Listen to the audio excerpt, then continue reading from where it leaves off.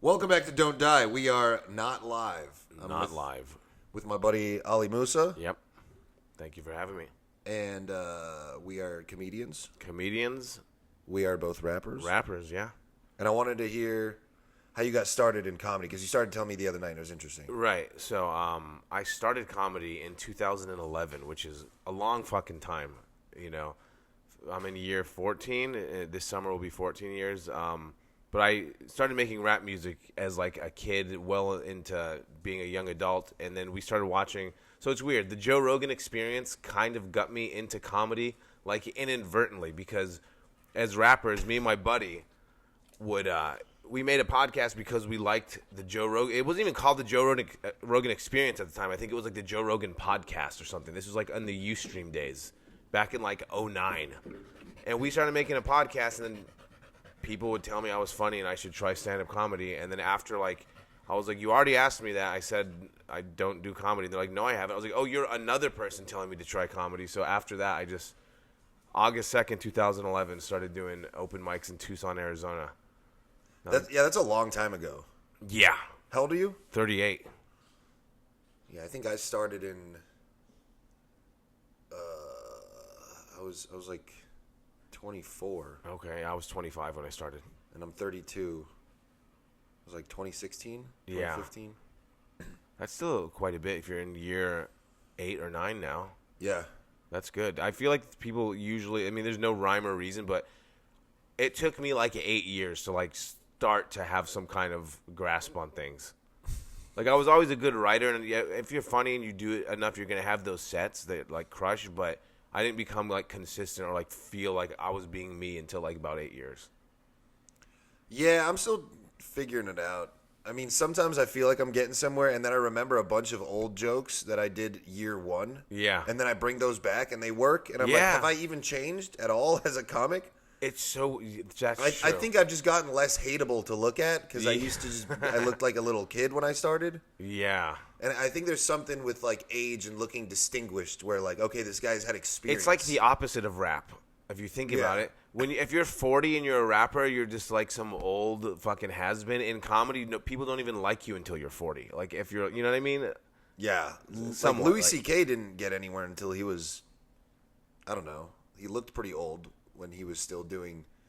Yeah, he's one of those dudes Little that just shows. looks older anyway. But yeah, it's so weird how we measure have people have made it, because there's a lot of guys like, I didn't make it until year 17. It's like, yeah, but you already had specials and you were paying your bills on solely comedy. To me, that's making it. Yeah, I would agree. I was going to say, if you, Yeah, if you you weren't pay your bills famous. off comedy, you made it. Yeah, they measure their success based on if they're like having like fame and stuff, or like, oh, they're a household name. I was like, if I could be comfortable paying my bills on comedy, that is it.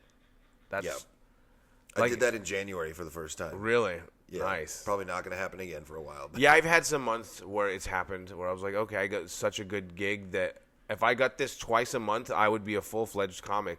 But that's not going to happen for another year or 6 months or whatever. Like, turns into twice a year. yeah, I don't know. I feel like my favorite, like, you know Doug Stanhope, right? He's my number one all-time favorite. Okay, well, then I know him personally because I'm from Tucson, and he used to come and just crash open mics. Because he lives in Bisbee, which is like a 90-minute drive from Tucson, and he would just show up all the fucking time and just sometimes wait his turn, sometimes host the open mic. I would watch him. So he's like a goat amongst comics. Oh, yeah. But regular people drinking at a dive bar in Arizona on a Tuesday don't know who the fuck he is. So he would go up, and sometimes he would like bomb, and he was like happy that it bombed because like, I know that's not funny because my fans will laugh at fucking anything.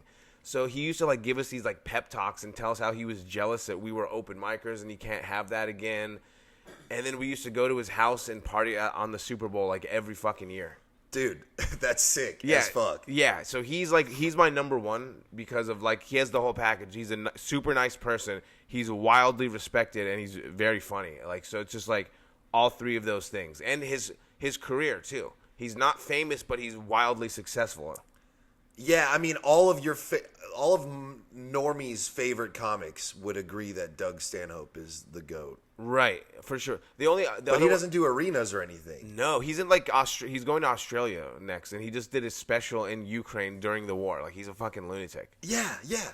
So, dude, I just decided that I'm going to try to do overseas trips. Yeah. I realized that if I Airbnb this house out, I can make enough money to live abroad. Right.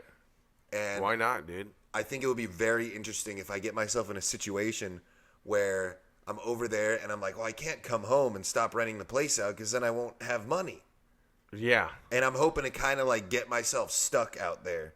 So I'm like forced to tour Europe and stuff. For sure. I just had Jordan McDonald on yesterday. Okay, hell yeah. He So was living. Does he still live out there or No, he was just out there for a little while. a while? couple Yeah. months, and went all over the place. And it fucking inspired me. Because bet, I yeah. love traveling. I used to love traveling a lot. Right.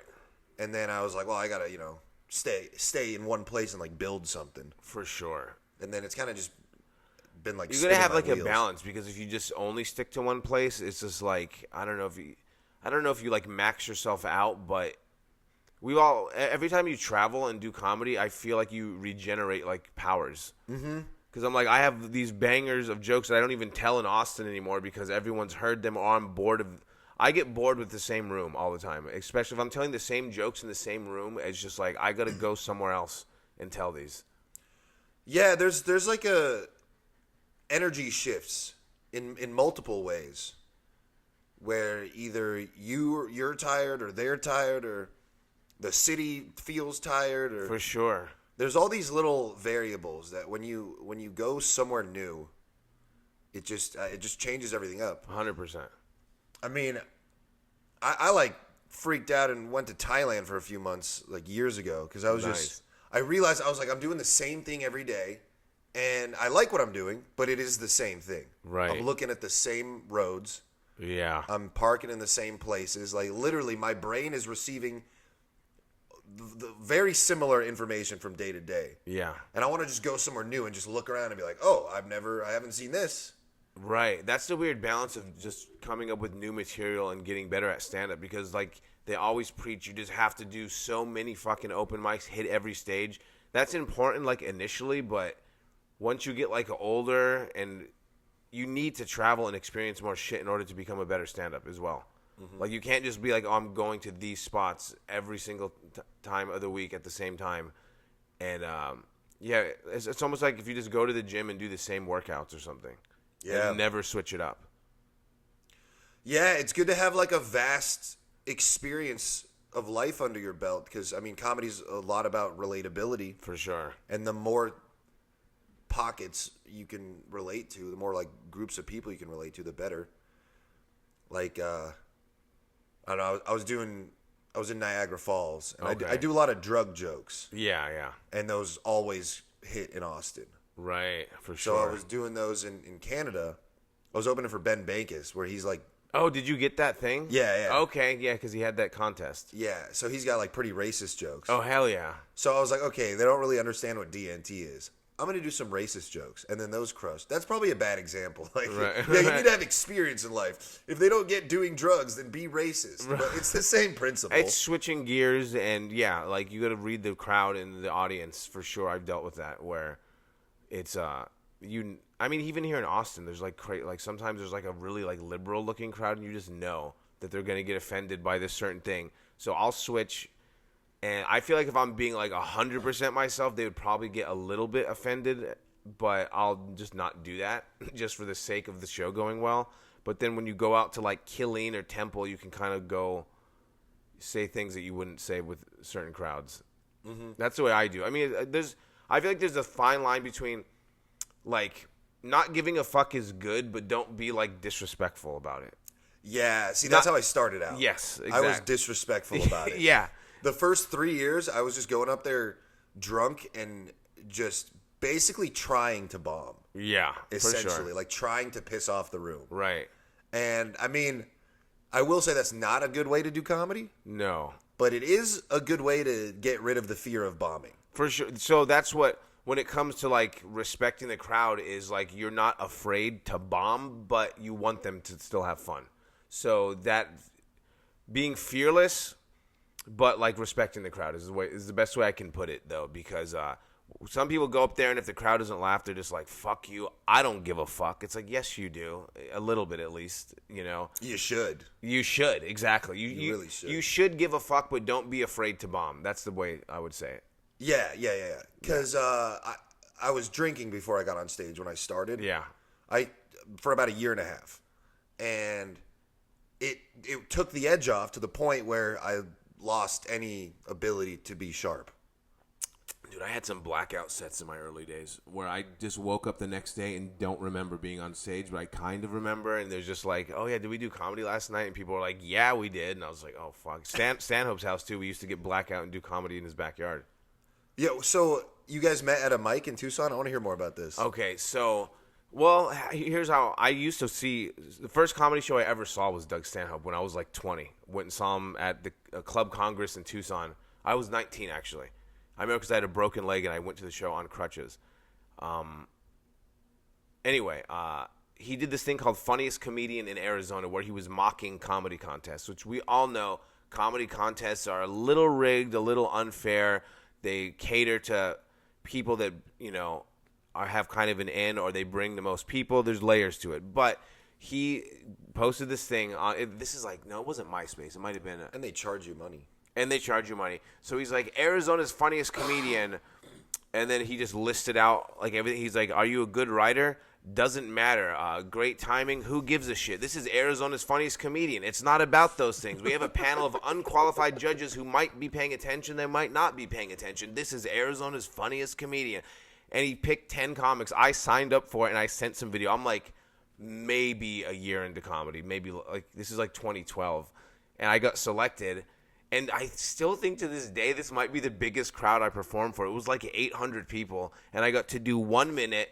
And we all did 1 minute, and then he chose the winner on the spot, and they got to do 15 to open. I didn't win. My buddy named Graham, who's really fucking funny. I don't even know if he does comedy anymore. He got to do 15 minutes, and then Doug did like an hour. And then after that, he invited us to his Super Bowl parties. And, I performed comedy in his backyard a lot. Anthony Jeselnik hosted one time and brought me on stage. It was fucking crazy. I was like, this is wild, dude. That's insane. Yeah. I've told this story before, too, because he's one of the GOATs. He's wildly respected to other comics. Are like, they get, like, nervous around him and shit. So he's like, we're going to do comedy. All these Phoenix comics showed up, and they were, like, giving their A material, doing their best, which I don't blame them for that. But then I walk around the bar, and Stanhope is just sleeping on the ground. I'm like, he's not even – even if he was walking around, he's not going to remember. So it's just like – I get it, though, but it was funny to me to see them, like, giving, like, their best fucking 7 minutes that they could ever come up with. And I was like, this is not an audition. He's not going to know. Like, yeah, dude. I've always felt like a weird connection to Stanhope. Yeah. In a way where now it's weird looking back. Right. That I was a little kid looking at Doug Stanhope thinking that's what I want to be. Right. It's crazy. Because, like, now, like... But in a lot of measures, I'm doing better than him. Yeah, in like a lot of ways. Right. But it's still like, fuck, dude. He's the guy. Oh, yeah. No, to me, he's the number one as far as what I would like to mirror and emulate as far as a career where he doesn't have the crazy, annoying level of fame, but he's one of the most respected comics of all time amongst comics, and he has the money and the fan base where it's not overwhelming. Like it. He's the perfect level of perfect, famous. yeah. And he's managed to maintain that. Yeah. Where he didn't, like, blow up anymore. No. Which is kind of... In this day and age with, like, how viral people go and how crazy everything is, you would think that, like, even accidentally he would just have gotten, like, huge. Yeah. Well, the thing is, he's not, like, a short joke guy. No. Not at all. So you have to pay attention when he's on stage. Yeah, he does, like, 10-minute stories about shit, for sure. And that's always been the direction I wanted to go with comedy, but I'm still in like the, hey, everyone, you need to know that I'm funny phase. Mm-hmm. So I try to make my jokes as short as possible. Right. And just get as many laughs. So I'm like, scientifically, mathematically, I got a lot of laughs. You must agree that I'm funny. Yeah. I'm still in that mode. For sure. Yeah, it's just like genres of music, like we all know. Like not everyone has the same style. So some people just kind of just they're always going to be quick, fast, machine gun comedy. Other people have long, endearing stories. And there's like a mix and match and a balance, I think. Like, Yeah, being able to do long stories, but punching them up to where it seems like for sure. each line is a one-liner. I've I had think that's ideal. I've had long stories before where some of the punch shit would crush and the story would just not work. So I would just find a way to use that punch and just use it in something shorter entirely and just ditch the story. Because I'm like, that punchline, that's getting a big laugh. So I need to find a way to take that out and make it its own thing. You know, which is kind of difficult, but. Yeah, and then you do it for a while, and you're like, hang on, I didn't need to throw all that away. Right. I mean, it can go both ways. Like, even doing Kill Tony and shit. Preparing for that sometimes, I'm just like, this is like a 3-minute joke, but I'm going to do it in 60 seconds. Now that's like, the new joke is only like 80 seconds now, because I was like, that's a better way to tell it. It's faster. They understand what you're talking about. It gets to the laugh right away, and it's not like being dragged out. If it doesn't need to be.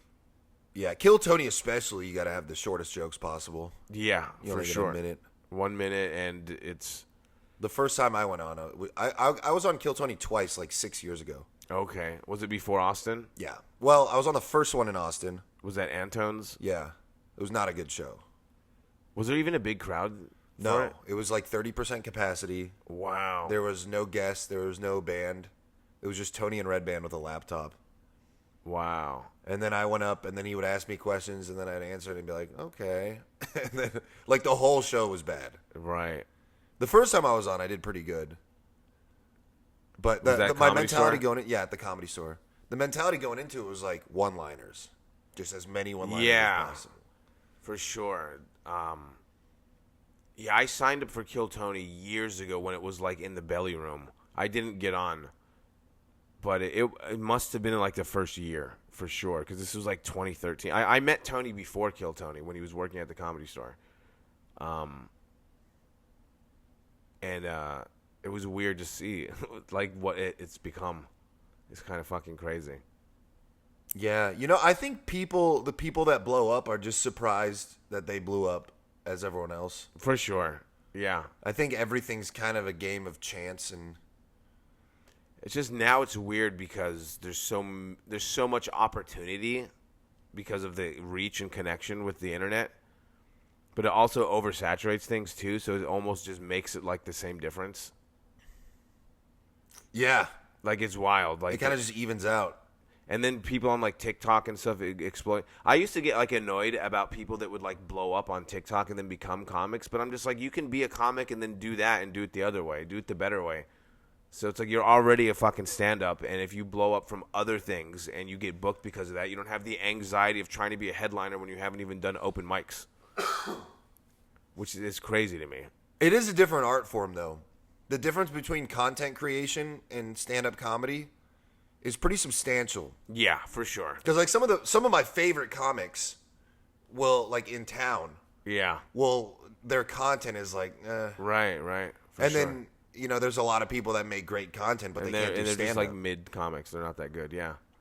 Yeah, and it's as soon as you upload a joke, it becomes content too. For sure. Like stand-up comedy is when you're in a room and there's a guy with a mic telling jokes. Right. When you film that guy with the mic and then post it online, Now it's something different. Yeah. For sure. that's like when people get offended at jokes online. Mm-hmm. I think I have more understanding for that. Right. Because most people are like, oh, if you go to a comedy show and get offended, you're an idiot. But if you're just on your phone Yeah. and something true. comes up that offends you, it's like, well, what, don't go on your phone? Like, you can't say that. It's like, Yeah, that's so I true. get it. I get it. For sure. That's what, like, because in the room, in the moment, doing comedy, like, usually people don't get as offended as people make it out to be. It's the online shit where it comes from. Yeah, I mean, I'll have maybe one person every 3 or 4 shows that gets offended. Like, vocally, Yeah. that's a pretty high rate. I mean, I say a lot of shit that is offensive. Yeah. It's kind of all I got sometimes. Offensive shit. I mean, you're being yourself. If that's what it is, it's... Yeah, I mean, I've tried to write clean stuff, and it just comes out like dad jokes, and I'm like, maybe they would work, but yeah, clean is hard. Like I can do clean, and I used to do a lot of clean in Arizona. We used to do this thing called Clean Comedy USA, and it was in a fucking church, and they would pack it out. I'm talking like 300 people in like a fucking church, like a chapel, and we couldn't talk about drugs, couldn't talk about sex, no cussing. So it was like rated PG comedy, and I would just do like these silly like Muslim jokes and like would do well enough, and they'd pay me like $75 for like 10 minutes, and this is like year 3 in comedy, so I was like, this is a win. I'll take it. Yeah, I mean, that would be a win now. Oh, fuck yeah, it would. That would be a fucking great show. Oh, yeah, $75 for $10. I mean, for 10 minutes. 300 people? Yeah, exactly. But the restrictions was tough, though. Because I was like, at the time, like, you know, I think we all do more time than we should be doing if the opportunity's presented, like, early on. Like, year 1, 2, I was doing 20-minute sets, even though I was probably a 5-minute comic. But I was... Some of the sets, it would go better than it should have. So I'm not going to turn down opportunities, but to tell me to do, like, all clean, it was hard. Like, I was doing, like, almost every single... And I had, like, no crowd work ability or any riffing at all. I was just like, I have to just do these corny jokes that I don't even like and get out alive. Yeah. I've always tried to abstain from crowd work. I'm like, I didn't write all this shit just so I could talk to Joe in the front row. I don't like, so some people are masterful at it, and I don't knock them for doing it, but I don't like when people go fishing, as I call it. When they go up there and they immediately just start talking to the crowd. I'm like, if something arises or someone is being disruptive or, you know, especially when you're headlining, I feel like if you're headlining, you give them the whole experience. You give them mostly material, but be in the moment, talk to them a little bit. If something happens, address it. But the people that go up there and it's just like 80% fishing and looking to talk to them, like, it's not my style. Like, I'm not. I appreciate writing more. I'm the same way, and I mean, I will do something like point out someone and then say the joke that I was gonna say, for sure, or like direct it at them, and it feels like crowd work. Yeah. Some of the best crowd work guys do stuff similar to that. I mean, there's these standalone clips where something wild happens on the show, and then they post the video. But a lot of the people who I've watched that do like a full hour, and it's like mostly conversational crowd work, I've watched them 4 times that week, and I was like, oh, this is the same shit. They're just mixing it with whatever. They already have a set response to whatever this person's going to say, but if they say something wildly crazy and different, they're funny enough to riff on that and then still have the set punchline in order. So it's like they have an ending to this interaction regardless of what happens. So it's still writing, but it's just like they're talking to him. Yeah. I don't have a problem with anyone else that does that. Right, me either. But I just don't like to do it because I value my thoughts more than anyone's thoughts in the audience. Right. That's kind of the whole point of comedy. For it's sure. Like, hey, I'm so... the things I thought of are so important that you all have to shut up and listen to them. Yeah, you're basically thinking for them all. Like, they're listening to what you're saying and processing it. So it's like, who cares what they have to say at that moment? Like, there's a spotlight, you're amplified, they're not. You know? Yeah, but again, if you get heckled, then it's necessary. Oh, you have to. For sure. I've been caught off guard a few times where, like, someone has heckled me and I just had nothing. Yeah. Because I was in the middle of a joke and I'm like, I was about to get to the funny part. Right. I've bailed on jokes in the middle of hecklers. I've gone too hard and just been, like, seemed like a fucking prick because it's like what they said wasn't even that. One time, someone said something. Where was I at? I was at, like, maybe it was, like, East Austin or something. And someone, like, responded, and I was like, shut the fuck up. And they're like, I was agreeing with you, blah, blah, blah. And I just was like, oh, fuck. And it just threw me off. Like, I was able to dig myself out of it, but I felt like such an asshole. Like, they just agreed with me loudly. And I was like, shut the fuck up. And, like, I felt it so bad. I did this one show, and this guy was yelling out. I think he was calling me anti-Semitic. Oh, God. But he kept saying stuff. And then I was like, I was telling him to shut the fuck up. I don't remember what I said. Yeah. But he was like, is that a threat? And then I was like, no. And then I was like, wait a minute. I'm on stage. I can legally say anything. And I'm like, yeah, that's a threat. If you don't shut the fuck up, I'm going to get off the stage and beat your fucking ass. And then he just went, and got up and left. And I was like, all right, that was a little much. Oh, my God. It was on the porch of that Rainy Street show they used to do. Parlor and Yard. Oh, yeah, I did that show. It was like 40 degrees that night outside. I think I was on that show and didn't show up because it was so cold. Like, Tony Cruz, like, messaged me, and I was like, I'm not feeling... I think I'm admitting I just lied about not feeling well because I didn't want to perform outside in the freezing cold. I'm not feeling well because I don't want to go because it's cold. Yeah. But and then they had an open freestyle inside. Oh my god. So I did my set and then I Yeah. went inside. Yeah. And I was like, "Can I get on?" And they're like, "Sure." And I started freestyling. And Right. A bunch of black people like, "Oh hell yeah!" Yeah. Have you ever done Tiniest Bar on Tuesdays? Yeah, you were there that one night when we all Yeah, freestyled. I did a song opening up. Yes, yeah, I freestyled that night too. That was crazy. I remember like days later, people like would come up to me on the street, like like recognizing me for the freestyle, not even the comedy. I was like, this is weird. Like, Yeah, dude. I used to do. Do you remember when Latchkey would have Cutthroat Karaoke? yes, yeah. I would do raps all the time, Oh hell yeah. and it was like my jam because it was all my friends were there. Yeah. And I would go up, and everyone would be like, "Oh shit, Eli's doing a rap," and it was fun. Yeah. And then Cutthroat started getting really big, and then everyone in the city would come. And then I I've seen started the getting booed videos. off It's like stage. hundreds of people there. It was like insane. Yeah, then I started getting booed off stage. Oh my god. And then I was like, after like the fourth time of getting booed off stage, I was like, I don't want to do this anymore.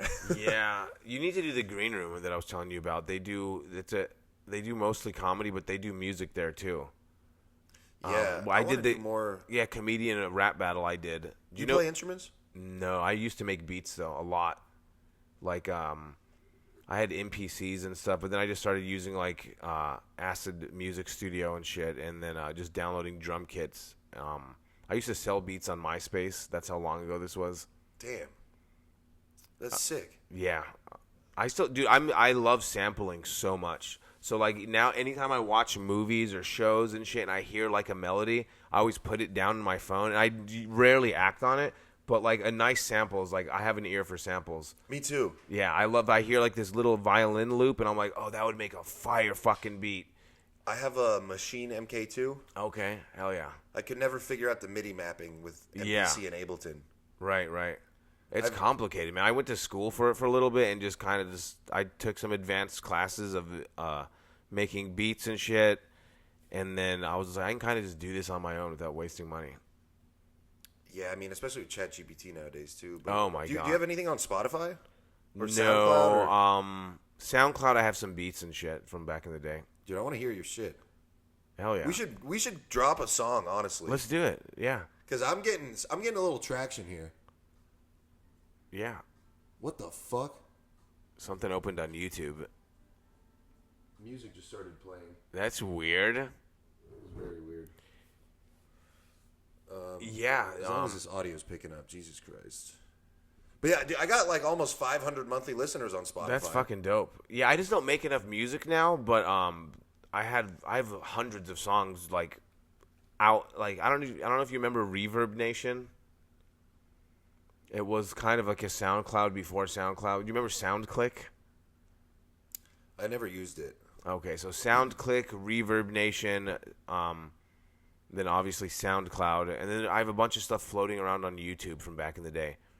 Like I went years without making music, and then during COVID, I started making music again a little bit. I made like this Michael Myers song. It was like because the new Halloween movie was coming out, and I heard a loop, so I made a beat and just like rapped from like not really Michael Myers' perspective, but just kind of about the Halloween movies and shit. I've been trying to rap about politics. Okay. Just it's relevant. Yeah. I have an opinion, kind of. Right. I just Well, there's always like those. I don't know. Like, there's I always see like those like MAGA rappers out there and shit. They go kind of viral. yeah, and I think it's good to try to appease that That's crowd like- because they have money. No shit. Yeah, of course. Yeah, it's weird. Even in comedy, I see people that go like way too political, but then I don't know. They have their people though. Like, do you like Nick DiPaolo? I just know him because he was on Louis. Okay. I've He's never really like seen his stand up. he's a great stand-up, super fucking funny. He was on Tough Crowd a lot with Colin Quinn and like Patrice and all them back in the day. Super funny, but he's like so aggressively right wing now. He's still funny, and I actually agree with most of what he says. But his whole podcast is politics. Yeah, and it's not funny a lot of the time. No, he's funny. So like listening to his podcast about it, it's funny, but it gets like tiring. Where the whole thing, it's just like a news podcast about just raging against the woke and the left is the entire thing. because I catch myself doing that too. Yeah. I have like some actual jokes, like they're funny, they're jokes, and then I'll start riffing and I'll just start speaking the truth, and people sometimes will be like, yeah, but it's still, I'm not trying to do a rally, Right. and then I'll be like, oh, I shouldn't have gone down this road, because it's hard to differentiate. Sometimes you riff and you find the joke, but then you can riff about an opinion you're passionate about, and it goes from like a comedy riff into a political rant. Right. Yeah. So I can see how that's easy to do.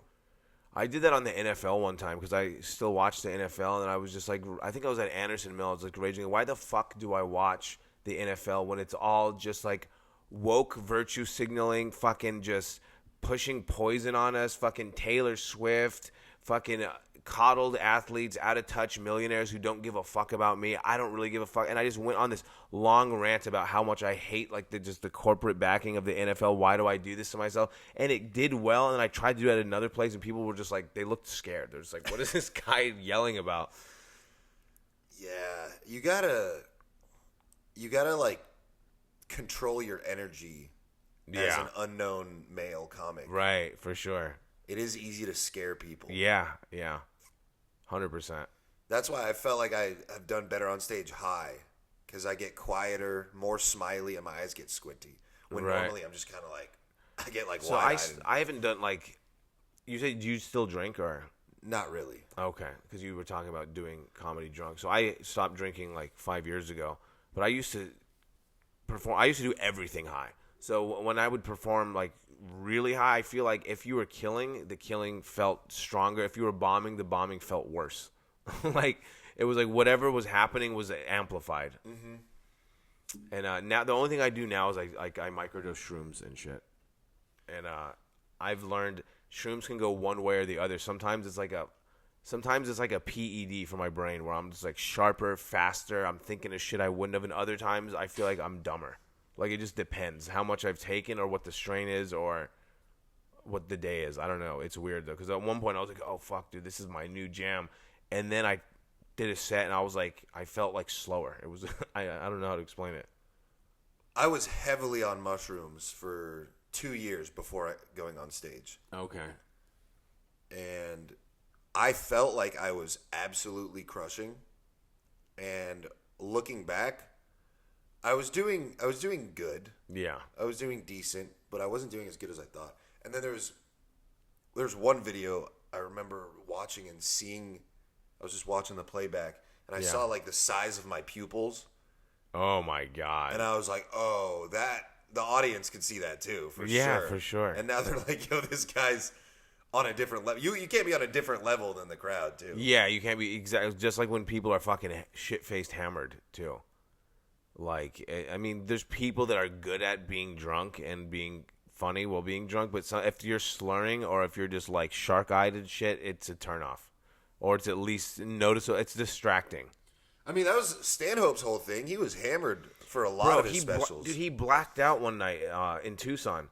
He just kept asking for shots, and I remember like we were hanging out with him like, I don't know, weeks later, and he says that he doesn't remember like half of his set because I'm telling you, Well, that was a set. He was crushing. I mean, it was for like most. I mean, it was his people too, and he's just fucking amazing. But I would say during like an 80, 90-minute set that he did, he probably had 20 shots. Like he just kept going shot, and they would bring him a shot and he would take it, and I was like, he has to be in the teens at this point. Like, did you see his new special? No, I haven't seen it yet. Oh, the way they film it is really fucking annoying. Is it the Ukraine one? No, it's the Mothership. Oh no, is that out? Yeah. So we, when I went to Arizona in February with David Jolly and Celia, we went to his house because we did the Chuckleheads, and he was saying he hated the special and didn't know what he was going to do with it. He's just like, I don't know, man. It's just sitting around. Yeah. So the way it's filmed, they edited it so it's. I think it's like on an old TV. Oh, okay. And then it's basically it's like here's the screen. And there's like another screen inside of it. Yeah. The special is on this much of like 25% of the whole screen. So I didn't like that. But the material was great. Yeah. But you can tell that he has cut back a lot on alcohol. Oh, yeah. Because he talks in this way where it's kind of like each word has to. I don't think he smokes anymore either. or he's really heavily trying not to. He wasn't. Yeah, He wasn't, and he didn't even finish a drink while he was on stage. yeah, because because you know how his house caught on fire. No. Like 2 years ago, maybe his house like partially burned down, and his fun house had to be rebuilt, and they like had to rebuild a part of his actual house. And he made the bar like bigger and better, and then we're sitting there. He's like, I bought all this alcohol and built this bar. He's like, now most of my friends don't even fucking drink, and I don't even drink that much anymore. So it was like funny to see like this awesome looking bar and just know he's not.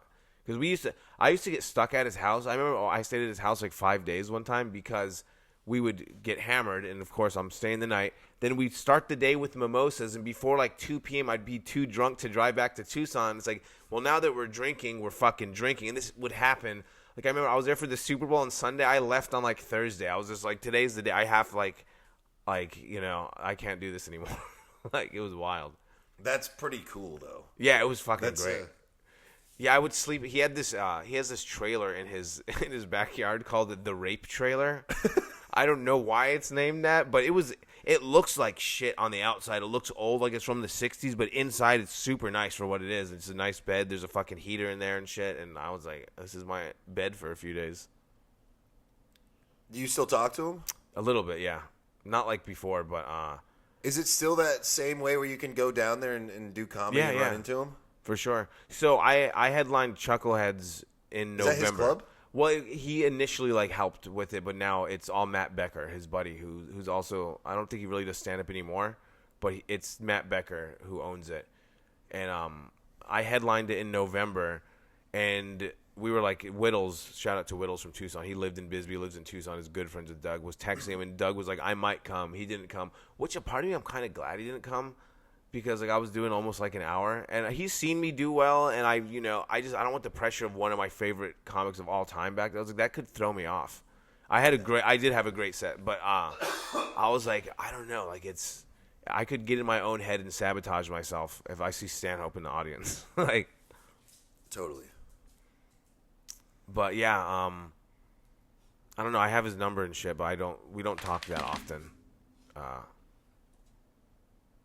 Yeah, I'm hoping to hang with him before he dies. Yeah, I mean, I'm glad he's trying to clean himself up. That'd be the most ironic shit ever. He gets like sober and then dies. I'm just like, dude, you've been going hard for 40 years and now it happens. But I think a certain level of drug and alcohol abuse kind of calluses your organs. for sure, yeah, it's kind of like when you drink too much. If you stop, you die type thing. But as an entire like life goes, it's just like you go so fucking hard. That, I mean, there's ways to do it safely and to wean off and taper down and all that shit. But like, if you have a legacy of just abusing yourself, it's hard to reverse that safely. Yeah, he even has that joke about how if you go sober, you wonder, if you wake up feeling like shit, you wonder what's wrong. Like, oh, I didn't take my multivitamins or my thyroid. Yeah. He's like, I wake up in the morning, I feel like shit. I know why. It's because I got hammered. Yeah. And I used to live by that as an alcoholic. Yeah. And it's true. Now I don't drink, and I wake up, and if things are wrong, I get worried. For sure. 100%. Yeah, dude, I gave myself DTs. That's how bad I was. I don't know if you know what that is. Do you know what delirium tremens are? That's a beer with an elephant on it. No, They used to sell it at all the grocery stores in California, but I didn't see them here. No, it's a reaction to trying to get off of alcohol unsafely when your body is like addicted to it. So where you legitimately hallucinate and feel like shit. Like I was legitimately hallucinating, hearing and seeing things like almost as clear as I see you. Like that's how bad it was. Holy shit! Like what? Like just crazy nightmares too. Like when I went cold turkey hard. And then I did this to myself a couple of times. And then when I really committed, I just got like because I was drinking a lot, I just bought like a pint of like vodka, and like every few hours I would take kind of like a half a shot, and then that's how I finally got off of it. But initially, when I tried, you had to watch. I'll even like read you the definition of it, so you know it's no fucking joke. You could die from it. I'm not saying I was close to death, but I was taking Xanax. Oh. That's how I tried to get off, and then I just got addicted to Xanax, and then started drinking on Xanax. Really? Oh, dude. So I would take pills a lot back in the day too. People were always like, "Make sure not to drink with this." I was like, "No, that we absolutely. That's the point. To take one of these, to take like a half of a fucking Percocet and then drink all night. Like that helps the feeling. Like I don't know about Percocet. dude, I would do Percocet. We would take Percocet and then drink all night. Like we were crazy. So crazy we're alive. delirium tremens, severe alcohol withdrawal symptoms such as shaking, confusion, and hallucinations. I had the first two. Okay. I was shaking, and I felt hungover for 3 months when I stopped drinking. Really? For 3 months. I felt it for like 2 weeks, at least. For 3 months, I was just like, is this withdrawals, or is this who I am? Is this permanent? Yeah. Am I just this fucked up? Yeah, my sight was fucked up for a while. Like, I would see, like, I was shaking. I couldn't be around people for longer than like 10 minutes. Mm-hmm. And which kind of, I kind of just eased myself into it with more drugs, actually. Yeah. Well, the day I realized that I didn't need to keep drinking was I took acid. Okay. And I had a great time. Mm-hmm. I was actually on Valentine's Day. Wow. And I was like, oh, I don't need alcohol anymore. I can just do psychedelics. And then I started taking more acid, and that doesn't work days in a row. Right. So I started taking mushrooms. Mushrooms is something that can be like. I used to think mushrooms was an event drug. I was like, oh, you go out to the woods, or you go to your favorite concert. It's like, no, mushrooms can be done just like smoking weed. Well, it's a neuroplasticity drug. Mm-hmm. So I kind of used that to mold my brain to be better at socializing. Like if you try to start tripping and for the first time you're like, I'm going to take a bunch of mushrooms and go like to a networking event. Yeah. That's probably not a good idea.